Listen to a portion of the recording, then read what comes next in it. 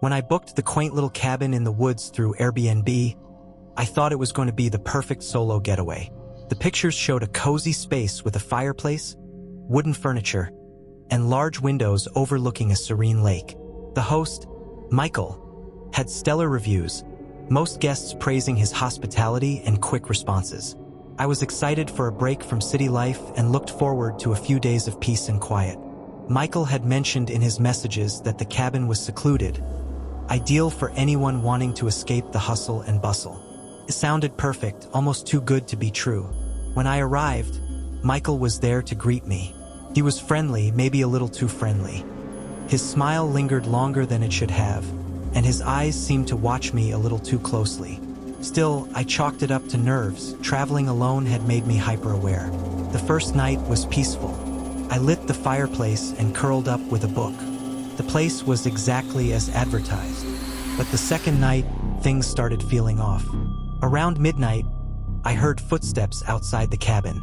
At first, I thought it was an animal, but the deliberate pacing suggested otherwise. I turned off the lights and peeked through the curtains.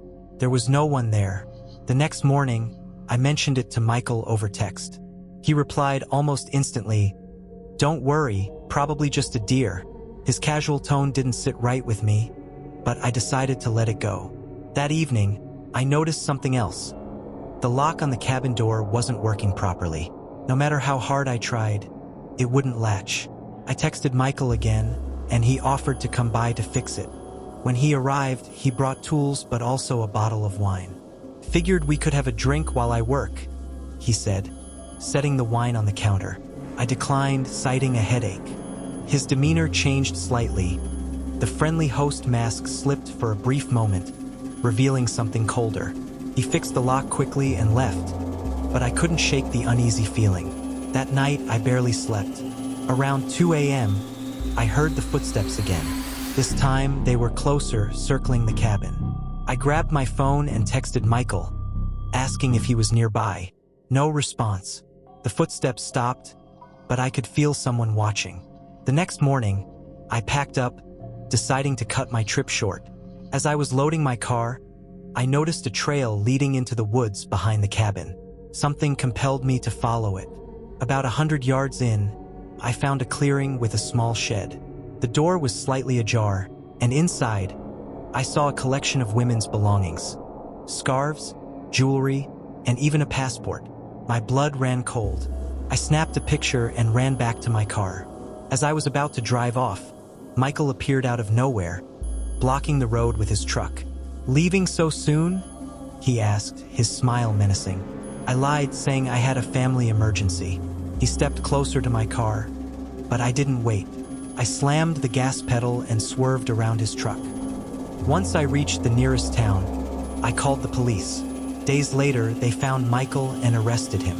The shed contained items from multiple missing women, some of whom had stayed at his Airbnb. The reviews, I learned, were fake, planted to lure unsuspecting guests like me.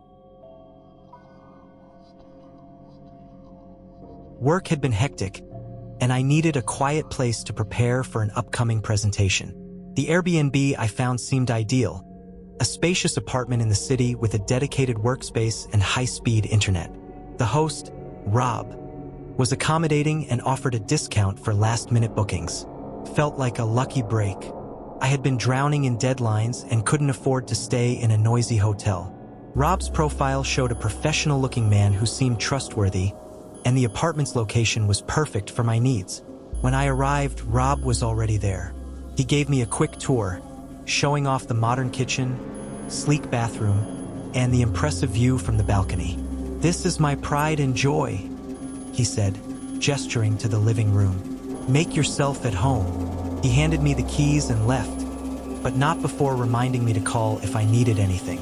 The first night was uneventful. I spent hours going over my slides and crashed on the comfortable couch. But the second night, I started hearing faint noises, scratching, like something was inside the walls. I ignored it, assuming it was just the building settling. The next morning, I noticed something strange. The furniture in the living room seemed slightly out of place, like someone had moved it. I dismissed it, thinking I was just overworked. That evening, I discovered a locked door I hadn't noticed before. It was hidden behind a bookshelf that had been slightly shifted. Curious, I texted Rob about it. "Oh, that's just a storage room," he replied.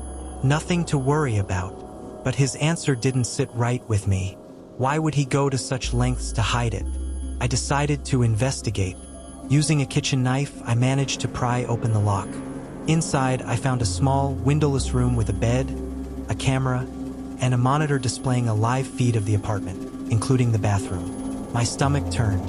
I grabbed my phone to call the police, but before I could dial, the door slammed shut behind me.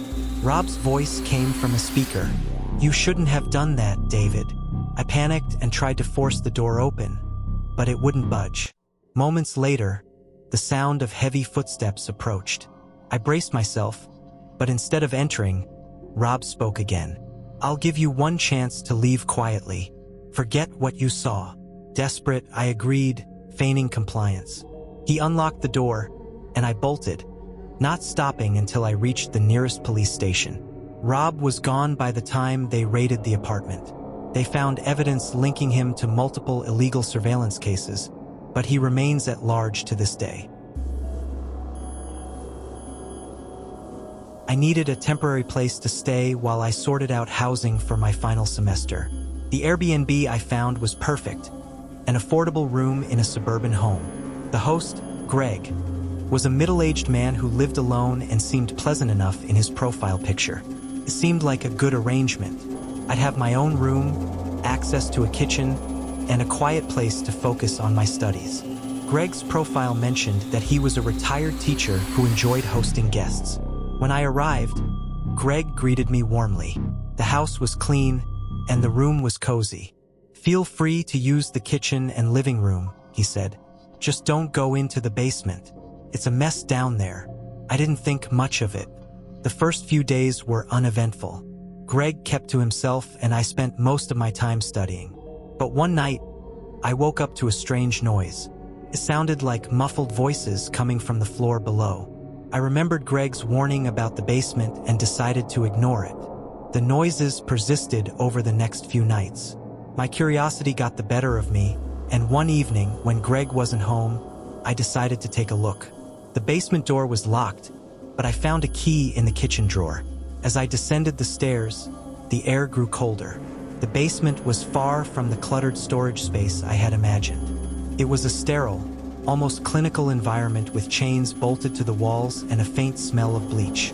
In one corner, I saw a camera set up on a tripod and a laptop displaying a live feed of the upstairs hallway. Before I could process what I was seeing, I heard the front door slam shut. Panic set in as Greg's heavy footsteps approached the basement. I scrambled back up the stairs, but he was already there, blocking my way. "I told you not to go down there," he said, his voice cold and menacing. I tried to push past him, but he grabbed me and dragged me back into the basement. He tied me up and started ranting about how he couldn't let me leave now that I knew his secret. I noticed a rusty screwdriver within reach and managed to cut through the ropes while he was distracted. As soon as I was free, I lunged at him, hitting him with all my strength. He fell back, and I ran upstairs, locking the basement door behind me. I called the police and waited outside until they arrived. Greg was arrested, and the basement was found to contain evidence of his crimes. He had been holding people captive for years. Thanks to my report, several missing persons was found.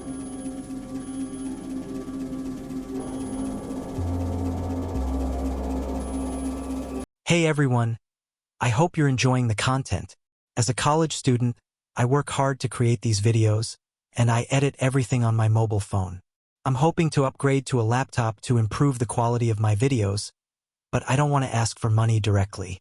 This Christmas, if you enjoy what I do, I'd be incredibly grateful if you could consider subscribing to the channel. It would mean the world to me. Your support helps me so much as I continue working toward my goals. Wishing you all a very Merry Christmas.